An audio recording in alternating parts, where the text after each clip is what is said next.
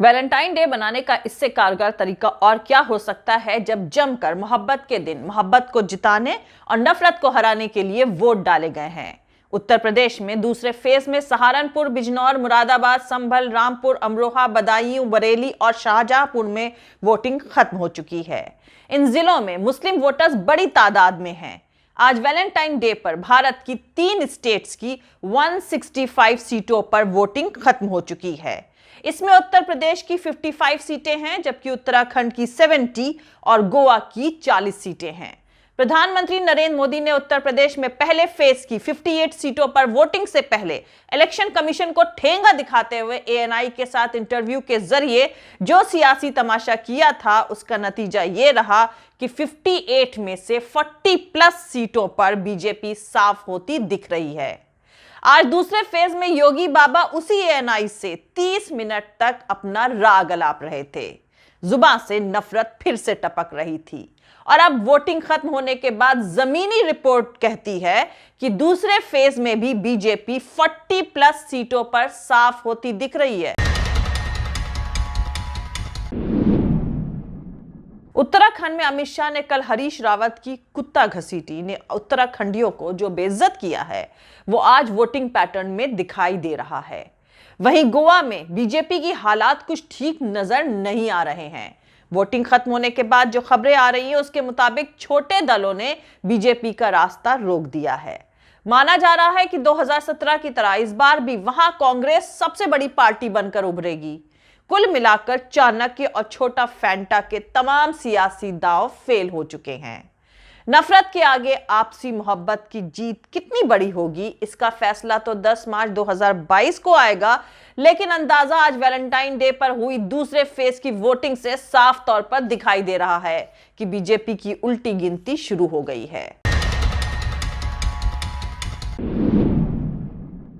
दोस्तों, उत्तर प्रदेश में दूसरे फेज के चुनाव में योगी सरकार में मंत्री रहे डॉक्टर धर्म सिंह सैनी नकुड़ सीट से, फॉर्मर मिनिस्टर मोहम्मद आजम खान रामपुर से, उनके बेटे अब्दुल्ला आजम स्वार सीट से चुनाव मैदान में थे। वहीं संभल से फॉर्मर मिनिस्टर इकबाल महमूद और अमरोहा से पूर्व मंत्री महबूब अली भी चुनाव लड़ रहे थे। बरेली कैंट से फॉर्मर मेयर सुप्रिया एरन चुनाव लड़ रही थीं। इसके अलावा शाहजहांपुर सीट से फाइनेंस मिनिस्टर सुरेश खन्ना, बिलासपुर से जल शक्ति राज्य मंत्री बलदेव सिंह औलख, बदायूं से नगर विकास राज्य मंत्री महेश चंद्र गुप्ता, चंदौसी से राज्य मंत्री गुलाब देवी चुनावी मैदान में अपनी किस्मत आजमा रही थीं। बहरहाल इन सब के लिए पड़े वोट ईवीएम में कैद हो चुके हैं 10 मार्च तक के लिए। जिस हिसाब से वोटिंग के दौरान की ग्राउंड रिपोर्ट आई है, उससे पता चल रहा है कि वाकई दूसरे फेज में 9 जिलों की 55 विधानसभा सीटों पर इस बार मुकाबला कई पेच में फंसा हुआ था, जो साफ तौर पर वोटिंग के दौरान जानकारों ने महसूस किया है। और शायद इसलिए 14 फरवरी को वोटिंग खत्म होने के बाद 2 सवाल हर सियासी खेमे से पूछा जा रहा है कि क्या इस बार नए चेहरे जीत को लेकर कुछ उलटफेर कर पाएंगे। वहीं दूसरी तरफ भारी तादाद में मुस्लिम उम्मीदवारों के उतारे जाने के चलते वोटिंग के खत्म होने के बाद जो खबरें आ रही हैं, उससे साफ तौर पर जाहिर हो रहा है कि मुकाबला कांटे का हुआ है। अब सबसे अहम सवाल यह उठ रहा है कि इस दूसरे फेज में क्या एआईएमआईएम के ओवैसी, बसपा और समाजवादी पार्टी राष्ट्रीय लोकदल गठबंधन का खेल बिगाड़ देंगे, क्योंकि ग्राउंड रिपोर्ट का जो ग्राफ है वो थोड़ा बहुत तो ओवैसी की तरफ झुका दिख रहा है। यहां पर आपको बता दूं कि 2017 विधानसभा के चुनाव में भाजपा ने 55 विधानसभा सीटों में से 38 पर जीत दर्ज करी थी। 13 ऐसी सीटें थी जहां भाजपा दूसरे नंबर पर रही थी। 2017 में समाजवादी पार्टी ने कांग्रेस के साथ मिलकर चुनाव लड़ा था। 55 विधानसभा सीटों में से कांग्रेस के खाते में महज 2 सीटें आई थीं, जबकि बहुजन समाज पार्टी अपना खाता भी नहीं खोल पाई थी। बहुजन समाज पार्टी के 40 उम्मीदवार तीसरे नंबर पर रहे थे। 9 जिलों की जिन 55 विधानसभा सीटों पर आज 14 फरवरी को वोटिंग खत्म हो चुकी है, उन पर पिछले विधानसभा चुनाव में ओवैसी ने 12 उम्मीदवारों को मैदान में उतारा था।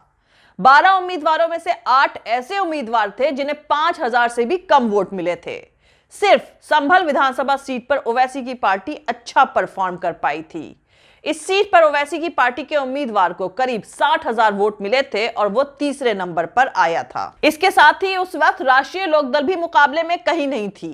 राष्ट्रीय लोकदल ने 46 विधानसभा सीटों पर चुनाव लड़ा था, लेकिन बहुत मुश्किल से मुरादाबाद ग्रामीण विधानसभा सीट पर कामरानुल हक तीसरे नंबर पर पहुंच पाए थे। तब कामरानुल हक को करीब 23,000 वोट मिले थे। पर आज जिस हिसाब से वोटिंग हुई है वो दूसरी ही कहानी बयान कर रही है। आज दूसरे फेज के चुनाव में कई इलाके मुस्लिम मेजॉरिटी वाले हैं और मुस्लिम वोट ही इस बार जीत हार का फैसला करेंगे। आज की वोटिंग के बाद कहा जा रहा है कि ओवैसी की पार्टी AIMIM ने 19 विधानसभा सीटों पर उम्मीदवार उतारकर सियासी तमाशा का इक्वेशन बिगाड़ दिया है। 2017 विधानसभा चुनाव के मुकाबले इस बार ओवैसी की पार्टी ने 7 उम्मीदवार ज्यादा उतारे हैं। इनमें 2 हिंदू उम्मीदवार भी हैं।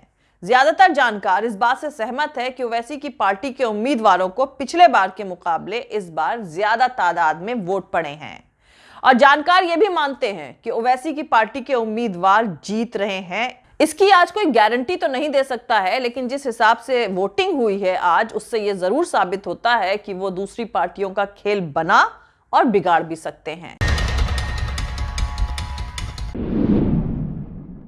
जानकारों का आज वोटिंग खत्म होने के बाद ग्राउंड से आ रही रिपोर्ट को लेकर कहना है कि ओवैसी समाजवादी पार्टी राष्ट्रीय लोकदल गठबंधन के मुस्लिम वोट बैंक में सेंध लगा चुके हैं, जिसके चलते आज दूसरे फेज की वोटिंग के दौरान मुरादाबाद जिले की 6 सीटों पर कांटे का मुकाबला देखने को मिला है।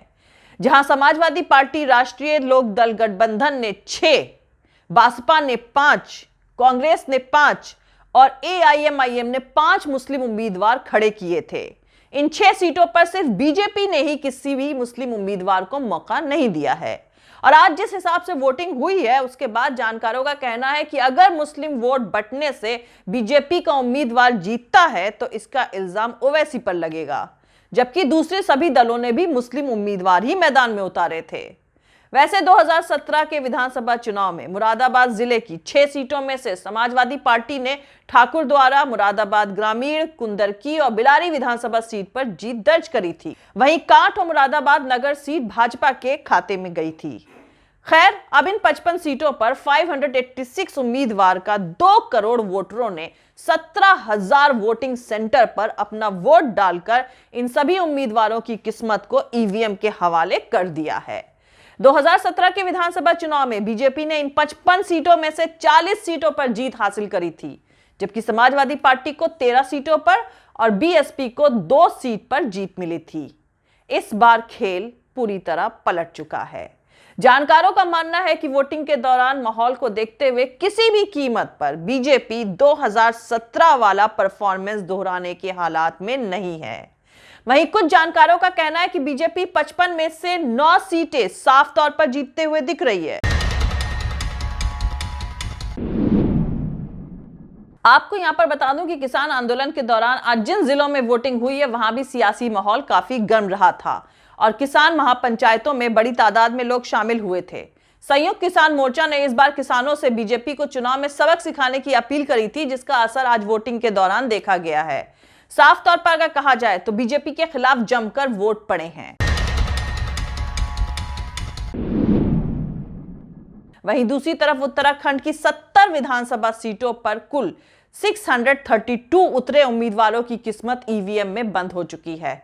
उत्तराखंड में कोई भी पार्टी एक के बाद एक लगातार दूसरा चुनाव जीतने में कभी कामयाब नहीं हुई है। वोटों की गिनती तो 10 मार्च को होगी। 2017 के पिछले विधानसभा चुनाव में बीजेपी ने 56 सीटों पर जीत हासिल करी थी, जबकि कांग्रेस ने 11 सीटों पर हासिल करी थी। जानकारों का कहना है कि वोटिंग खत्म होने के बाद जो ग्राउंड से खबरें आ रही हैं उसके मुताबिक बीजेपी को काफी नुकसान हो चुका है। जबकि गोवा में 40 सीटों के लिए इस बार 332 उम्मीदवार चुनावी मैदान में थे।